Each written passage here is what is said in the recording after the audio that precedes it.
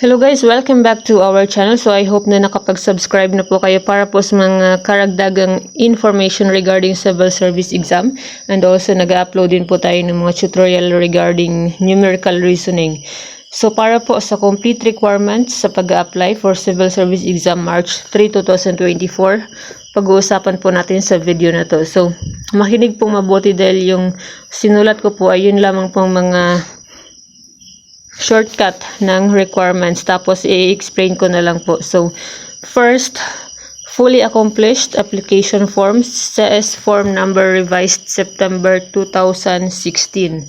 CS form number 100 nga po pala yun. Sorry, nakalimutan kong isulat. So meron po tayong video dito regarding this one. So nasa YouTube channel na po natin at nasa Facebook page na rin po natin. So our Facebook page is Janice De Hercy. So please click na lang po yung link na ilalagay ko po sa comment section. Panoorin nyo po kung paano i-download at paano i-fill up yung application form para po sa civil service exam.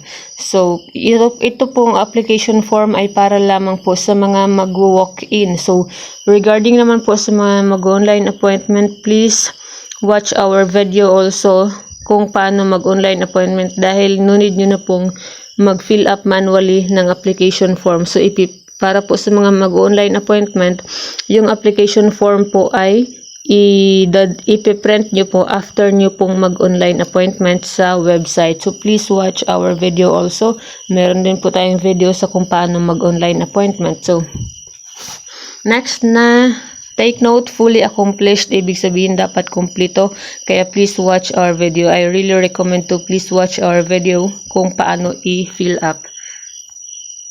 So next ay 4 pieces passport size picture. So dapat identical picture, passport size. Ibig sabihin identical, magkakapareha. So kapag nagpa-picture po kayo, pumunta lamang po kayo ng mga Photoshop, sabihin niyo po para sa civil service exam. So alam na kaagad nila yung gagawin. So please specific niyo po.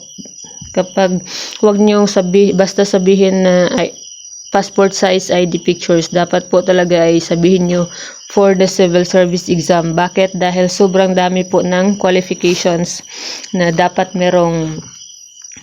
colored with white background, dapat with handwritten name tag with signature. So kaya sabihin nyo po para sa civil service exam dahil alam na po nila kung ano yung qualifications ng passport size ID pictures para pang CSC. So, dapat po ay taken within last 3 months prior to filing of application. So, dahil mag-umpisa na nga po yung application by November 20, so pwede na po kayong mag-passport size ID picture para ma-ready nyo na po. So, next po natin ay yung original and photocopy of ID cards. So, original, take note, original and photocopy. So, please mag-photocopy na po kayo in advance para hindi nyo na po kailangang maghanap kung saan pwede mag-photocopy doon po sa malapit sa CSC regional office or kung saan po kayo magpa-file. So, please do the photocopying of your ID kung anong ID po yung ipipresent niyo para mas magiging mabilis po kayo. So huwag pong kalimutang dalhin din ang original. So also maglalagay nasa comment section din po natin, watch link in the comment section regarding those acceptable ID cards at documents. So pwede din po kayong mag-comment kung ano po kung pwede ba yung available ID ninyo na nandyan at siguradong re-replyan ko po kayo. But please watch in the comment section the video regarding this one para mas magiging mabilis. So next, birth certificate. So take note, ito pong birth certificate ay para lamang po doon sa mga magdadala or magpe-present ng valid ID na walang birth date na nakasulat sa inyong ID. So kung meron namang birth date na nakasulat sa inyong ID, so huwag na pong magdala ng birth certificate. So pwede kung walang birth date, so magdala pwedeng PSA or yung NSO dati, or pwede din po na ordinary yung sa local civil registrar lang po.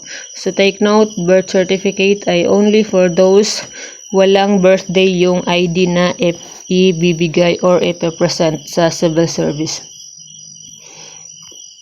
And syempre, the least but not last but not the least, napaka-importante, dapat meron po tayong 500 pesos for the civil service exam fee.